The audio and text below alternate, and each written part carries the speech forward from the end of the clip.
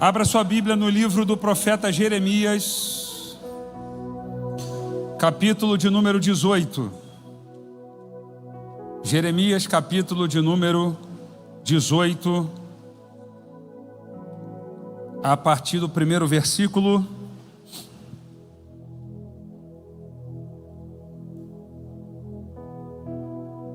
Jeremias 18, a partir do primeiro versículo, diz assim a palavra de Deus. Palavra do Senhor que veio a Jeremias dizendo: levanta-te e desce à casa do oleiro, e lá te farei ouvir as minhas palavras. E desci à casa do oleiro, e eis que ele estava fazendo a sua obra sobre as rodas. Como o vaso que ele fazia de barro se quebrou na mão do oleiro, tornou a fazer dele outro vaso, conforme o que pareceu bem aos seus olhos fazer. Então veio a mim a palavra do Senhor dizendo: não poderei eu fazer de vós como fez este oleiro, ó casa de Israel? Diz o Senhor: eis que como barro na mão do oleiro, assim sois vós na minha mão, ó casa de Israel. Você pode dizer amém? Deixa a sua Bíblia aberta, por favor. Só para contextualizar, o povo de Israel havia sido levado para o cativeiro. Primeiro, o reino do norte, depois o reino do sul, se tratando da nação de Judá, de onde é o profeta Jeremias.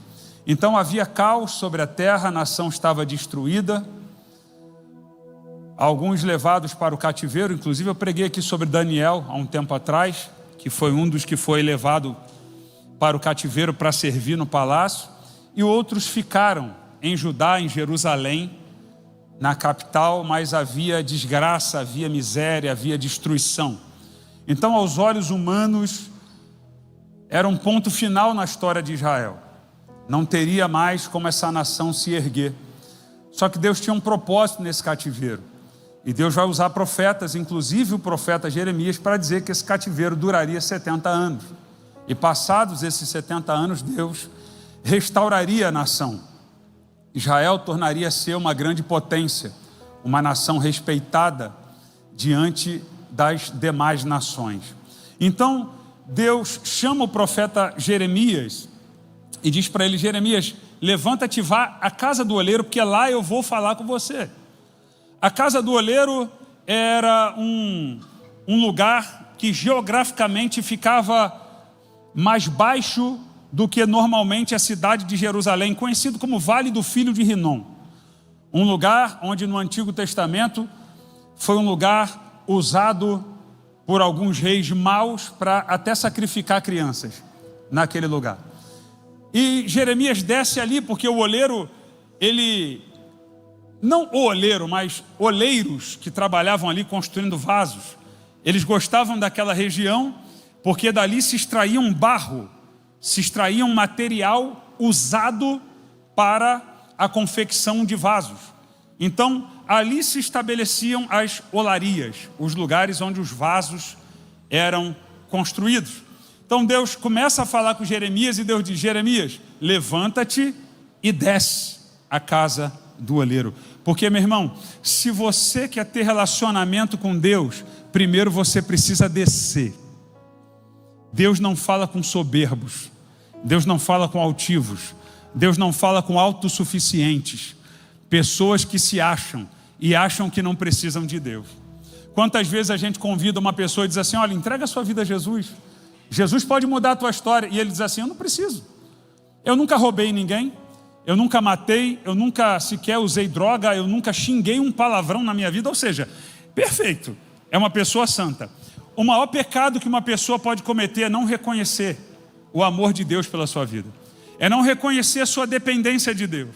Hoje o pastor Márcio pregou de manhã, Evangelho de João, capítulo de número 15, e o versículo 5 especificamente, Jesus dá uma palavra dizendo: sem mim nada podeis fazer. Nós dependemos de Jesus para tudo, nós precisamos de Jesus para tudo. Na verdade, eu quero até dizer para você, você não tem que aceitar Jesus. Não corta a minha palavra não, por favor. Bota o contexto. Você não precisa entregar a tua vida a Jesus. Ah, pastor, mas eu ouvi alguém dizer que a gente tem que entregar a vida a Jesus, senão a gente não entra no céu. Você também não precisa entrar no céu. Quem falou que você tem que ir para o céu? Você não é obrigado a ir para o céu. Se você quiser ir para o inferno, pode ir, é um direito seu. Deus é tão bom que Ele dá o livre-arbítrio. Pastor, se eu quiser ir para o inferno, o que eu faço? Nada. Porque nós, seres humanos, já nascemos condenados ao inferno. Por quê? Porque nascemos em pecado. Não tem nada a ver com o ato sexual de um casal. Não tem nada a ver. Isso não é pecado desde que seja no casamento. Mas a nossa essência é pecaminosa. A carne, a nossa matéria é inclinada para o pecado. O homem por si só não pode se salvar. Por mais que você seja uma pessoa boa, por mais que você faça caridade, por mais que você sirva outras pessoas, talvez você tenha uma conduta ilibada, você seja uma pessoa que as pessoas olham para você e dizem assim: rapaz, olha que cara íntegro, uau, legal. Mas não é o teu caráter aqui na terra, a tua integridade aqui na terra que abre os portões celestiais para você. Para você entrar no céu, você precisa da marca do sangue de Jesus sobre a sua vida. Nós não entramos no céu porque merecemos, nós vamos entrar no céu porque Jesus Cristo, sendo Deus, Ele se humilhou, se tornou homem, viveu uma vida santa, reta diante de Deus, foi crucificado e nos comprou com preço de sangue. E agora como é que eu faço para herdar a vida eterna? É só você entregar a sua vida a Jesus. Assim como Jesus se entregou a você, por você, agora você precisa se entregar a Ele. É isso que muita gente não entende. Rapaz, aquele cara não era bandido? Como é que ele está na igreja hoje? Transformação pelo sangue de Jesus. Mas esse cara não estava vivendo em adultério? Agora o cara é obreiro da igreja? Jesus Cristo entrou na vida dele, mudou, transformou. Ele hoje é uma nova criatura em Cristo. É o poder transformador do Evangelho. Não se trata de nós. Efésios capítulo 2, versículo 8 e 9. Porque pela graça sois salvos, por meio da fé. Isso não vem de vós, é dom de Deus. Não vem das obras, para que ninguém se glorie. Não são as nossas obras que nos salvam, mas a graça, o favor imerecido. A salvação tem um preço? Sim. O céu tem um preço? Sim. Qual é o preço? Quanto eu tenho que dar? Nada. O preço já foi pago. A salvação é pela graça, não é de graça. Houve um preço. O preço foi pago por Jesus. Então a salvação é pela graça, mas por meio da fé. Porque a graça de Jesus não toma ninguém à força. A graça de Jesus não vai agarrar você e te puxar para um relacionamento com Ele. A graça está aí, pega quem quer. É como se eu dissesse: olha, eu estou te dando aqui o meu celular, aqui, meu smartphone, está aqui, ó. É seu. Pronto. O que você tem que fazer? Você tem que vir e pegar. Está aqui. Então, o que muitas pessoas não entendem é isso. Como é que eu faço para ter um relacionamento com Deus? Se é pela graça, então a graça já me alcançou. Não, a graça ela está disponível para você. Mas a tua fé, hoje, é que vai abraçar essa graça e vai dizer: eu tomo posse do que Jesus fez por mim. Eu estou usando o texto de Jeremias para mostrar. Deus está dizendo: Jeremias, a casa do oleiro é embaixo. Você tem que descer, rapaz. Desce do teu pedestal. Joga teu diploma de lado. Porque agora você precisa de Deus na sua vida. Então Jeremias desce à casa do oleiro. Lá ele vai ouvir aquilo que Deus tem para revelar para ele. E quando ele chega na casa do oleiro, no versículo de número 4, a Bíblia diz que o vaso se quebrou na mão do oleiro. Em algumas traduções, como por exemplo a King James, vai dizer que o vaso se estragou, estava desfigurado, estava sem forma nas mãos do oleiro. Ele estava estragado, o vaso se estragou. Não foi o oleiro que estragou ninguém. Não reclame daquilo que você está vivendo hoje. E não diga que Deus é injusto e que Deus virou as costas para você. O próprio profeta Jeremias vai escrever, dizendo em Jeremias 3,39, de que se queixa o homem vivente? Queixe-se cada um dos seus próprios pecados. Nós hoje colhemos aquilo que nós plantamos atrás. Gente que nunca buscou a Deus, nunca se relacionou com Deus, agora está querendo saber onde é que Deus está. Sabe onde é que Deus está? No mesmo lugar onde Ele sempre esteve. Quando ocorreu aquele atentado do dia 11 de setembro de 2001, em Nova York, aquela tragédia que comoveu o mundo, alguém foi perguntar ao reverendo Billy Graham, ainda vivo, e ele não podia atender, debilitado, não podia atender, e perguntaram a alguém, que eu não me lembro se foi uma filha ou uma neta dele, disse assim: pergunte ao reverendo Billy Graham, que é um homem que tem intimidade com Deus. A gente quer saber, a gente quer uma resposta espiritual para isso. Não é possível. A nação norte-americana, uma nação protestante, uma nação cristã, temente a Deus, como é que Deus permitiu um atentado e milhares de pessoas morreram de uma forma cruel como essa? O que nós queremos saber é onde Deus estava quando tudo isso aconteceu aqui. Onde estava Deus quando esses aviões se chocaram contra as torres do World Trade Center? Reverendo Billy Graham, já idoso, mas dá uma resposta. Diga para eles o seguinte: Deus estava no mesmo lugar onde Ele sempre esteve.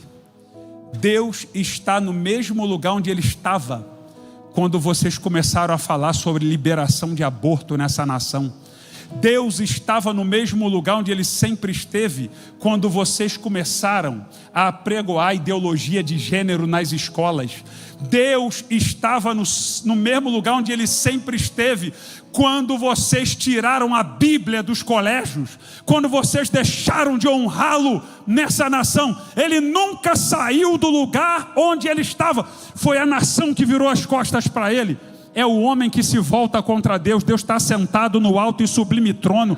Deus nunca virou as costas para você. Lembra da passagem do filho pródigo? O filho pródigo sai de casa, gasta tudo, e quando ele volta, cadê o pai? No mesmo lugar onde sempre esteve, esperando o seu filho voltar. Se você hoje decidir se voltar para Deus, Ele está de braços abertos esperando você, e Ele quer dar um jeito na tua vida. Ele quer transformar a tua história. Alguém levante essa mão para o céu e adore Jesus aqui nessa manhã. Aleluia.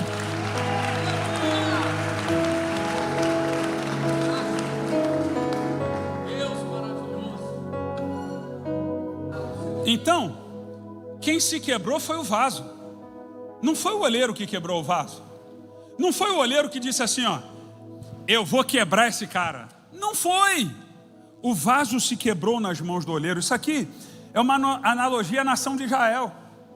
Isso aqui tipifica Israel. E Israel tipifica a igreja. Essa palavra é para nós. Israel virou as costas para Deus.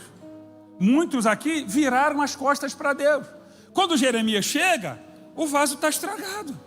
O vaso está quebrado. Foi o olheiro que quebrou? É incompetência do olheiro? O olheiro não sabe fazer o vaso? Será que ele não sabia? Não, o vaso se quebrou. Se quebrou por quê? Por quê? Porque decidiu viver de acordo com seus próprios preceitos, vontades, sentimentos, de acordo com o seu coração. Vou viver minha vida, vou virar as costas para Deus e vou viver do meu jeito. Um vaso quebrado. Agora, uma coisa que eu acho interessante é que o vaso estava quebrado, mas estava nas mãos do oleiro. Você pode estar quebrado, meu filho, mas se você ainda está nas mãos do oleiro, tem jeito para a tua vida. Tem gente que entrou aqui essa noite dizendo, olha, eu estou passando uma fase difícil na vida. Eu estou enfrentando guerra em todos os níveis. Tem hora que parece que eu não vou aguentar mais. A minha vida está só em cacos. Não tem problema se você está quebrado, se você virou um farelo. Se você está nas mãos do oleiro, ainda tem jeito para a sua vida. Aleluia, glória a Deus. Sabe o que você vai dizer quando alguém vier te afrontar? Quando alguém olhar para você e dizer assim, ih rapaz, tu era melhorzinho financeiramente, hein? Tá quebrado. Tu tá quebrado, cara. Tu não tinha um carrão, agora tá andando a pé, tá andando de Uber. Tá quebrado, tu pode dizer para ele assim, quebrado, mas nas mãos do olheiro. Rapaz, você era um cara forte, saudável, né? E hoje você está doente, você está passando um momento difícil. Quebrado, mas nas mãos do oleiro. Como é que está esse projeto? Você tentou, não deu certo? Não deu certo não, quebrei agora, mas eu continuo nas mãos do oleiro. Ei, querido, será que você está entendendo o que eu quero trazer para o seu coração aqui nessa noite? Não importa o teu estado, mas aonde você está. Eu vou repetir isso para você. Não importa o teu estado, mas aonde você está. Porque se você está com Deus, você tem tudo o que você precisa na tua vida, ainda que você não enxergue com os teus olhos, ainda que você não veja a saída, ainda que você não saiba como Ele vai fazer, você tem que ter a certeza de que Ele vai fazer. Aleluia! Pastor, como é que Ele vai resolver? Não sei, porque o oleiro é Ele, eu sou apenas o vaso. O vaso não diz para o oleiro o que tem que fazer. O vaso não tem vontade própria. Eu quero ser assim, faz desse jeito. Não, quem vai decidir é o oleiro. E a Bíblia vai dizer, no versículo de número 4, que o oleiro fez o vaso de novo, conforme pareceu bem aos seus olhos fazer. Me ajuda a pregar e diga para quem está do teu lado, diga para ele assim: não é do jeito que você quer. Deus tem o melhor para a sua vida. Vê se ele vai aplaudir a Jesus aqui nessa noite.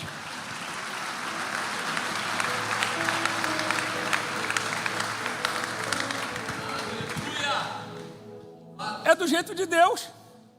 Não é você que vai ditar para Deus. Tem gente que vai orar, eu fico imaginando, o cara parece um engenheiro espiritual. Senhor, o Senhor tem que fazer isso, o Senhor precisa ser assim, assim. Ó Deus, levanta aquela pessoa para me abençoar.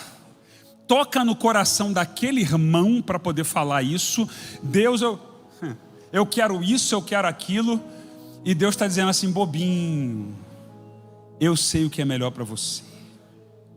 Isaías capítulo 55, versículo 8, o Senhor diz: os meus pensamentos não são os vossos pensamentos, nem os vossos caminhos os meus caminhos. Como os céus estão mais altos do que a terra, assim os meus pensamentos são mais altos do que os vossos pensamentos, e os meus caminhos mais elevados do que os vossos caminhos.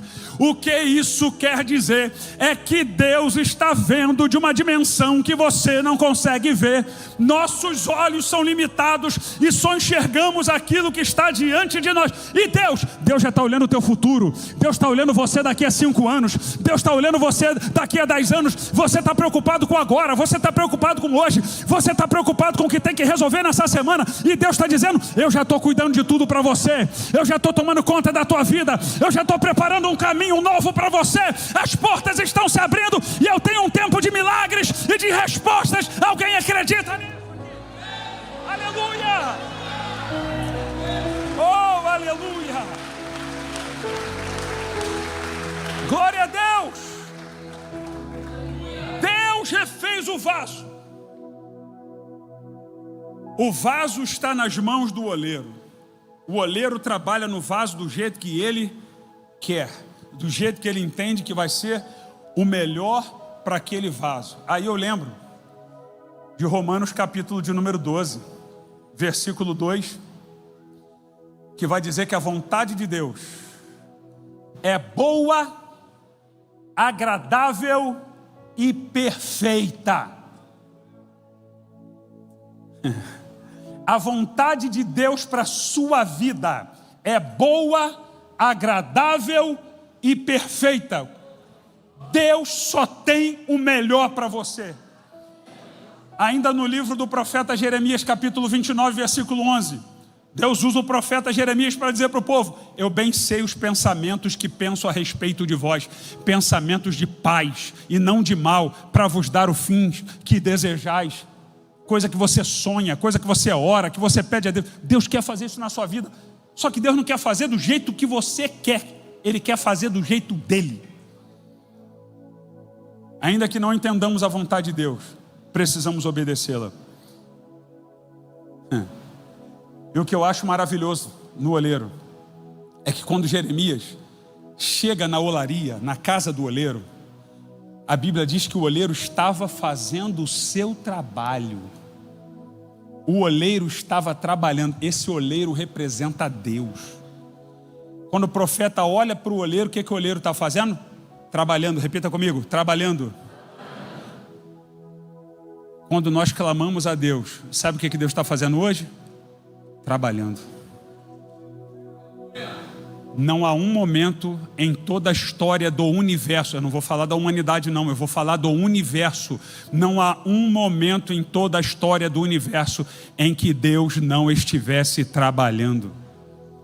É por isso que Jesus vai dizer em João capítulo 5, versículo 17: meu Pai trabalha até agora e eu trabalho também. Pastor, não estou vendo Deus agir. Você não precisa ver Deus agir, você precisa saber que Ele está agindo.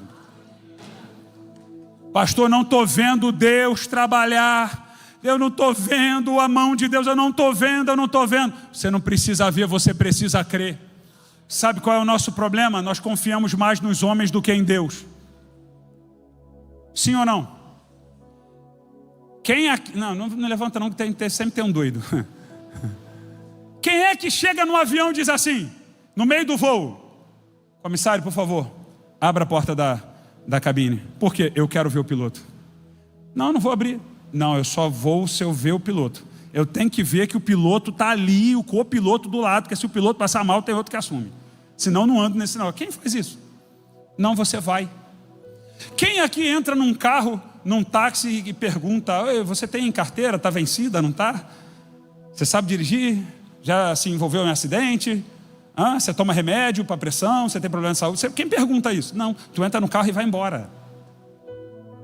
Aí com Deus a gente quer ver. A gente quer trovoada, a gente quer relâmpago, quer redemoinho, quer o vaso que Deus levanta o profeta rodopiando e dizendo: eis que te digo. Não, muitas vezes Deus vai trabalhar no silêncio. Você está aqui hoje na casa de Deus, em pleno domingo à noite, e cadê Deus? Está agindo em teu favor. Deus não está limitado ao tempo. Deus não se limita ao presente. Você está aqui agora, domingo, hoje, dia 26, correto? Dia 26 de janeiro de 2025, às 20h06, você está aqui na igreja. Cadê Deus? Deus já está lá na sexta-feira da semana que vem. Deus já está lá no final do ano de 2025, vendo você celebrando aqui no culto da virada, aqui na igreja, contando testemunhos de milagres do que Deus fez. Nesse ano vai ter casamento, nesse ano vai ter porta aberta, nesse ano vai ter aumento, nesse ano vai ter cura, nesse ano vai ter libertação de vício, vai ter salvação na tua casa. Deus já está agindo em teu favor. Alguém celebra Ele aqui nessa noite? Aleluia! Aleluia! Deus está agindo por você. Quando Deus prepara aquele vaso, a Bíblia vai dizer que o Senhor fez outro vaso.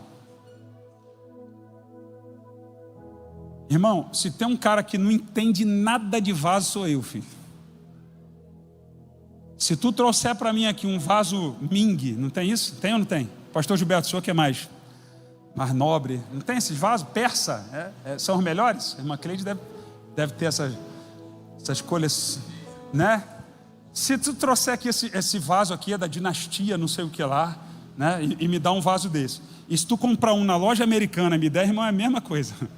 Eu não entendo nada, eu sou perdida, eu não estudei esse troço. Agora, uma coisa eu sei: a Bíblia está dizendo que o oleiro fez, daquele material, ele fez outro vaso. Outro. Pastor Márcio, o texto está dizendo que o oleiro pegou aquele vaso, pegou os caquinhos e colou com o Super Bonder? Ele está dizendo que ele pegou uma fita dupla face da 3M e enrolou aquilo ali? Durepox. Ai, quem lembra do Durepox, irmão? Tu é velho, hein? Queria dizer para você que... Ai, Durepox. Quem gostava disso era meu pai. Eu lembro disso, eu era criança ainda. Eu quebrava os brinquedos, irmão. Eu tinha os bonequinhos do He-Man. Quem lembra do He-Man? Velho também, filho. Ó, tem os vencedores renovados aí, tá no departamento aí também, quiser. Eu tinha um bonequinho, aí eu arrancava, eu trocava o braço de um, botava no outro. Meu irmão, eu não era muito bem não, até que Jesus me salvou, meu Deus, né? Aí eu quebrava, aí meu pai vinha, não, aí pegava o Durepox, aí fazia uma massinha, colava e deixava o bonequinho secando. Aí eu queria brincar, não que está secando. Aí ficava no lugar alto que eu não podia pegar. Eu lembro disso, eu tenho foto em casa, tem foto minha estudando e um brinquedo assim, em pé colado com o Durepox ali colando. Irmão, Deus não tem Durepox no céu, filho. No céu não tem Durex, no céu não tem fita crepe, no céu não tem nada disso. No céu é o seguinte: quebrou, eu vou fazer de novo. Como assim, pastor? Sem rachadura, sem emenda, sem trinquinha, nada quebrado. Eu vou fazer de novo, porque quando eu faço, sai perfeito. 2 Coríntios 5,17: se alguém está em Cristo, nova criatura é. As coisas velhas se passaram e tudo se fez novo. Deus não vai dar jeitinho em você não. Deus vai fazer você uma nova vida em Cristo Jesus. Aleluia! Oh, glória a Deus! Você pode ficar de pé no seu lugar, querido? Aleluia! Aleluia! A história de Israel você já conhece. O povo volta do cativeiro, é restaurado como nação. Hoje, uma nação soberana. Os inimigos de Israel foram destruídos. Os impérios passaram. A nação de Israel permanece soberana, porque Deus disse: vou fazer de novo. Eu vou restaurar o que foi perdido lá atrás. Aí o texto vai dizer: será que eu não posso fazer com vocês o que o oleiro fez com esse vaso? Essa palavra é para você hoje. Deus pode mudar a tua história hoje. Deus pode enxugar essas lágrimas dos teus olhos hoje. Deus pode preencher esse vazio do teu coração hoje. Deus pode libertar você hoje. Ele pode te curar dessas mágoas hoje. Aleluia. Ele pode dar a salvação da tua alma hoje. Eu quero orar por você aqui. Eu não quero desprezar a ciência, eu não quero desprezar profissionais, nada disso, não é nada disso. Jesus disse: os sãos, quem está bom, né? Não precisa de médico, mas os doentes precisam. Então Jesus nunca desprezou a ciência, nada. Aqui na igreja tem vários médicos, psicólogos. Não estou desprezando isso. Mas você sabia que talvez na tua vida o que você precisa não é um psicólogo? O que você está precisando é de Jesus? Sabia que tem caso que o que você está precisando não é um tratamento? Você está precisando de Jesus. Isso que você está sentindo aí no teu coração é um vazio que só Jesus pode preencher. Só Ele é capaz de preencher o vazio do coração do homem. Tem gente que está correndo atrás das drogas, de bebidas, infidelidade conjugal, porque está procurando a felicidade, está procurando preencher um vazio que só Jesus pode preencher. Jesus quer entrar na tua vida, irmão, e Ele quer restaurar você. Fecha os teus olhos, coloca a mão no teu coração, toda a igreja. Quem sabe você entrou hoje aqui afastado da igreja. Quem sabe você entrou hoje aqui e nunca tomou uma decisão de ter um encontro real e transformador com Jesus. E você veio aqui ouvir uma palavra, que Jesus ama você, Ele pode mudar a tua história, Ele pode restaurar você, Ele pode trazer paz, alegria para o teu coração. Só Ele pode te conduzir à vida eterna. Só Ele pode te dar certeza de que um dia você vai morar no céu, que um dia todos nós vamos morrer. E o que vai ser de nós? Para onde nós vamos? Eu tenho a certeza de que quando a minha hora chegar, eu posso fechar os olhos aqui nessa terra, mas eu vou abri-los diante do Senhor no céu e estarei por toda a eternidade. Onde você está, filho? Você que precisa hoje fazer uma aliança com Deus. Você está afastado da igreja? Já serviu a Deus e hoje está afastado? É tempo de voltar, é tempo de recomeçar. Se você nessa noite quer entregar a sua vida a Jesus, ou se você quer se reconciliar com Cristo, levante a sua mão bem alto agora no seu lugar e eu vou orar por você, em nome de Jesus. Cadê você?